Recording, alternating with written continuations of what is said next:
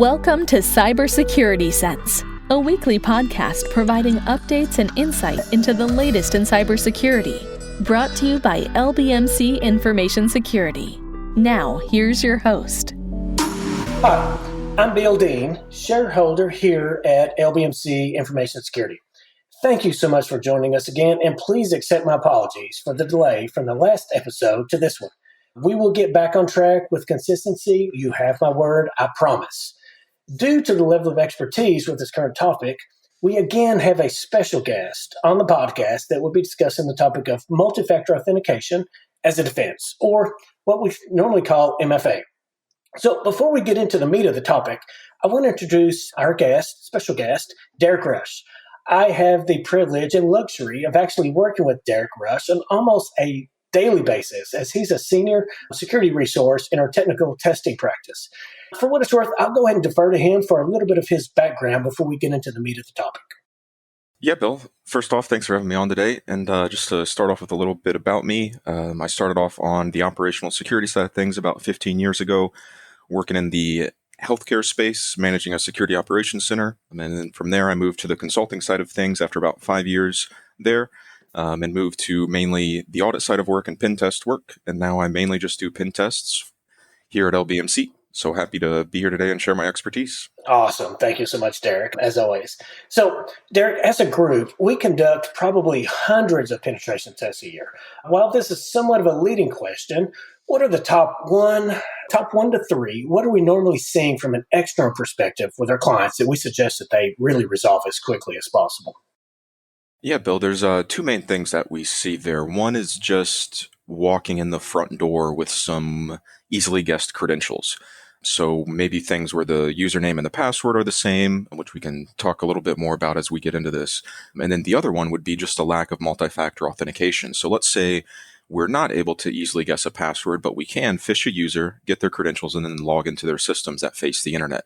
Those are probably the two most common things that we see within our pen test work that we do for clients when we're attacking them over the internet. Thank you so much for that. So given the current circumstances that we're all in, and we're recording this in April, so most of us are working from home, and a lot of people are really relying on multi-factor authentication for a lot of different reasons. So I did want to spend a little bit of time as to, yes, it's not a silver bullet, as we're going to state, but it's kind of bronze, but there's some things that our clients really need to pay attention to as they're kind of implementing this. So it's obviously one of the best controls for our clients. Give us some tips as to what you've seen as to how it works well and how it doesn't work well. Because I know I have the luxury of reviewing the majority of the reports that we put out. Multi-factor authentication is not always a silver bullet. How is it you're able to sometimes circumvent that control to help our clients? Well, that's a pretty big question, Bill. Let's break this into at least two different scenarios. We'll talk about multi-factor authentication when it comes to attacking it over the internet, and then we'll talk about multi-factor authentication when it comes to how some organizations have chosen or not chosen to deploy multi-factor authentication on the inside of their network, which isn't talked about as much. So to start off, we kind of hinted about the weak credentials with no multi-factor authentication. So that's really the most egregious from a security standpoint, right? Where if we can put together a custom user list and just start guessing some weak passwords known as password spraying, things like welcome one, company one, the season followed by the year, maybe put some exclamation points after them for weak passwords. And then we just try that one weak password. We try that against all the user accounts that we can identify. And then from there, we may get some hits, and it turns out a lot of the times that those accounts do not have multi-factor authentication.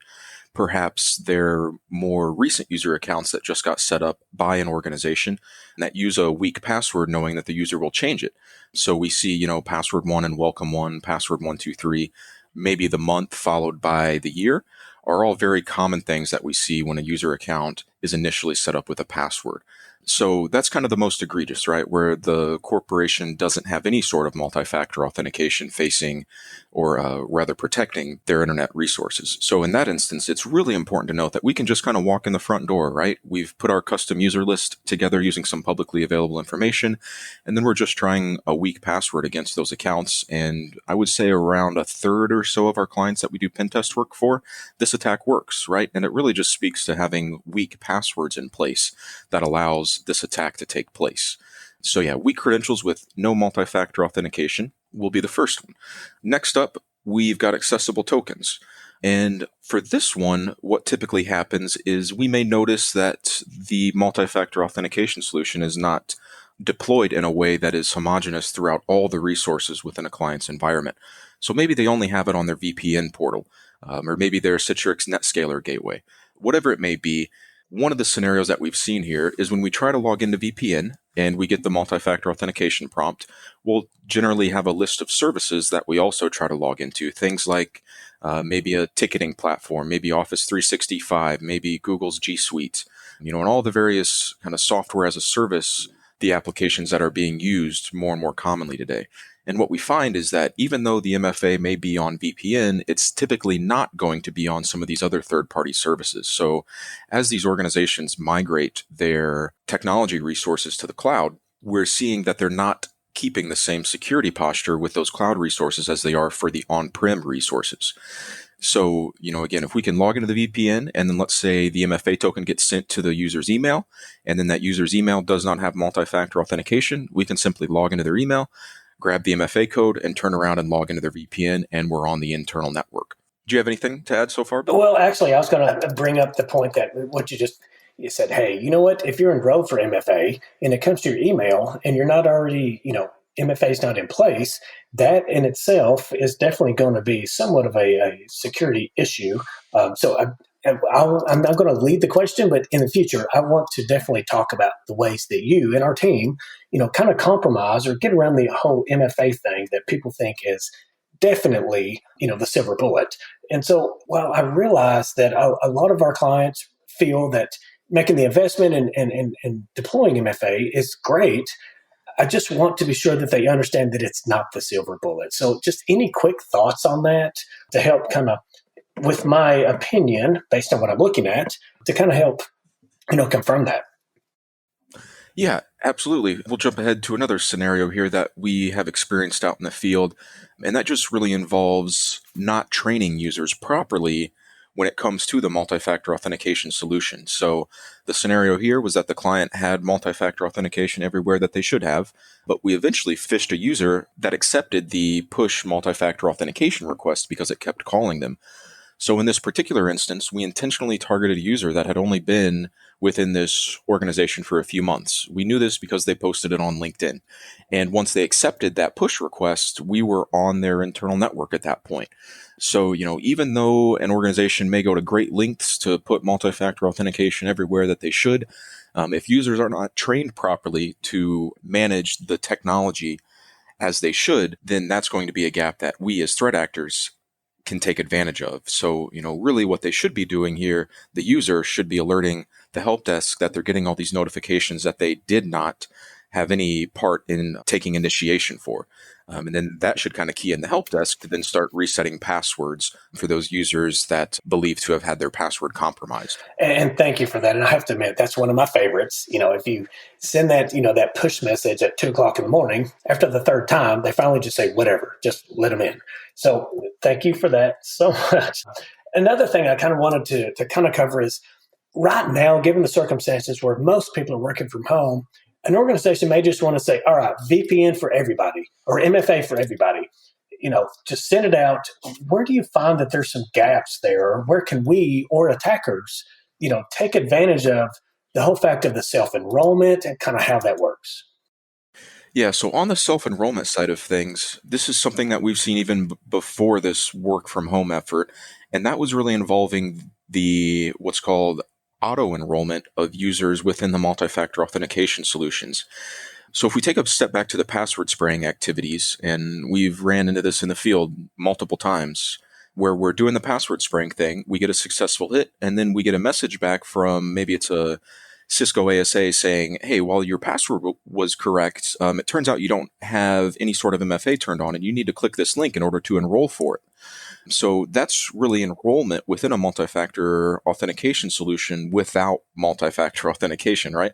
It's kind of the chicken or the egg thing. So it's really sort of a timing attack, right? Where let's say an organization spins up their work from home effort, they add a bunch of users to the multi-factor auth group, and they turn on auto-enrollment.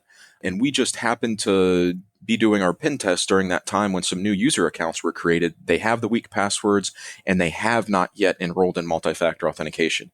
And one may be thinking, well, that's kind of a lot of things to line up, for the stars to align for that sort of attack vector to work out. But that works out more often than I would have originally expected when we started seeing multi-factor authentication deployed more and more places by clients. So when you have the credentials, username and password for a client, and then you kind of log into the portal, or whether it's Cisco or whichever one, and then they say, hey, you need to go ahead and self-enroll here for MFA. What's your favorite tactic there? How do you approach that when we're doing the pen test? We'll typically just use a Google phone number. We'll get that plugged in, and then any sort of the multi-factor auth codes that get sent to us, maybe it's an authentication app on our actual mobile phones, whatever it may be, we just simply sign up for it. And then at that point, we have the user's multi-factor authentication device, we have their username, and we have their password, which is all the things that would require us to authenticate to whatever it may be that organization has. Some of the technologies that we've talked about, maybe we can gain access to their email via Office 365. Maybe we can just log in over VPN and have access to the internal network. Maybe we can come in through the Citrix NetScaler. Just all the various technologies that an organization may have for remote access, we can typically gain access to as long as the user is provisioned to have access there once we have the username, the password, and the MFA enrollment device. So we end up being, or the attacker ends up being the multi-factor that they're looking for. That code is sent to us or the attacker, and then we implement and act like the user, which kind of defeats the whole purpose of multi-factor, in my opinion. What do you think? Yeah, absolutely. And one of the critical things that a lot of organizations struggle with when it comes to multi-factor authentication is actually monitoring the logs from the MFA solution. So, let's say that we do successfully password spray a user. And then let's say that the user has already enrolled and the user is kind of savvy, so they keep on denying the attempts, knowing that they did not initiate those. Well, if the security operations center or whoever is at the organization is monitoring the MFA logs for those consecutive failures, and maybe the threshold is set to 3 or 5, whatever is appropriate for your organization, at that point it could lock out the user's account, or it should at least send a tickler to the help desk to call that user and say, hey, we're getting a lot of multi-factor authentication failure requests. Have you clicked on anything recently? Or maybe do you have a password that is weak? Or something along those lines. But really just have that user change their password if they don't believe that they've been initiating those. So, yep. And thank you so much, Derek. And again, multi-factor authentication is definitely a control that every organization needs to have in place. We all agree to that. But there's some times that it's not just the silver bullet that, people think that it is. So, Derek, you've kind of talked about a couple of ways that you've been able to circumvent that, and I've seen it, and definitely reports with you and the other pen testers. What would you recommend that our clients do, or anyone that's listening, do a little bit differently to kind of prevent this type of attack that we're successful with? And my concern is other people are probably successful with that also. Yeah, so first off, I would consider every single portal that could potentially lead to access to the internal network. And one of the more obscure stories I'd like to share here is around using a particular ticketing platform that is a software as a service, and the client did not have multi-factor authentication here. And what we were able to do is we were able to compromise some user credentials, log into this help desk platform, and then what we did was we uploaded a malicious PowerPoint that had some malware in it. This software as a service did not implement any sort of antivirus or malware scanning for documents that were uploaded to the portal.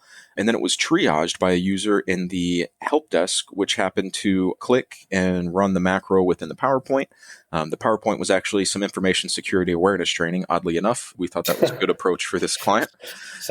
So once the help desk analyst opened it up, we had internal network access. So to go back to your question there, Bill, to start with, really consider every single way that a threat actor could gain access to your organization. Now, keep in mind, there is no direct connectivity from that help desk portal to this client's internal network.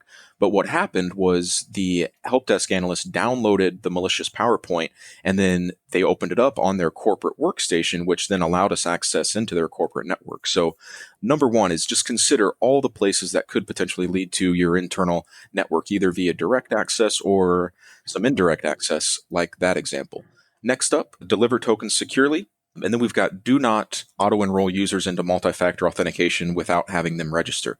So we talked about that timing attack, and it's really just shrinking the time between when a user gets put within the auto-enrollment group and when they actually get enrolled. So maybe the user asks to call the help desk and they do it over the phone. Next up, we've got training users on hire, and we've got issuing a quarterly reminder on what action should be taken if a user gets a multi-factor authentication request that they didn't initiate.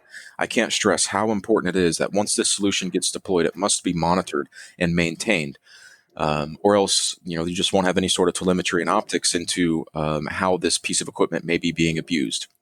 Next up, we've got apply multi-factor authentication on all the internet-facing resources that could grant internal corporate network access. So once we identify them, we then put MFA on them. And then lastly, which we didn't talk much about, but one must also apply multi-factor authentication on all of the internal resources that control the security of the environment. So things like Active Directory, the global administrators within Microsoft Azure or the Office 365 environment, firewalls within an environment, hypervisors within an environment. There's been some scenarios where we compromise hypervisors without multi-factor authentication, take control completely of an environment. So, not only is it important to throw that MFA on the external resources, but it's just as important to throw it on the internal resources to prevent what threat actors may be able to do in what's called an assumed breach scenario. So I know there were a lot of considerations there, but we recorded this, so please do go back and take a listen just to be sure you got all that, because just like Bill's saying, just because you put multi-factor authentication out there does not mean it's a silver bullet, and those are some very common ways that we're able to compromise it. And hopefully those ways in fixing those issues also help the listener out. Thank you so much, Derek. So one last question. We kind of touched on it, but if you don't mind, what is your opinion based on push notifications compared to actually entering the code as multi-factor? What's your experience there? What are your thoughts? Yeah, push notifications, at least in my experience, have been more easily abused. When, it's just a push notification that comes to a user, they see that, maybe they think that they initiated it and they just accept it. Even with multi-factor authentication on the inside of a network, we've been able to get around it like that, right? Where let's say we get the IT admin's username and password, we log into something that we know has MFA, thinking that the user may just accept it, and they do, and then we're in. Whereas if it's more of a text-based notification, or let's say the Google Authenticator app that has the rolling token every 60 seconds, something that actually, forces the user to take some sort of action besides sliding something or pushing a button on their phone, we've seen have a greater impact in preventing those MFA codes from being compromised or accepted. Awesome. Thank you so much, Derek. Really appreciate you being on the podcast. Hopefully we'll have you on for another one soon. And so for the listeners, again, thank you so much for listening. Tune in next time for episode. As always, if you have a particular topic you would like to hear us discuss, please contact me at bdean@lbmc.com. To learn more about LBMC Security and the services that we provide, please visit lbmcsecurity.com. Have a great day, everyone.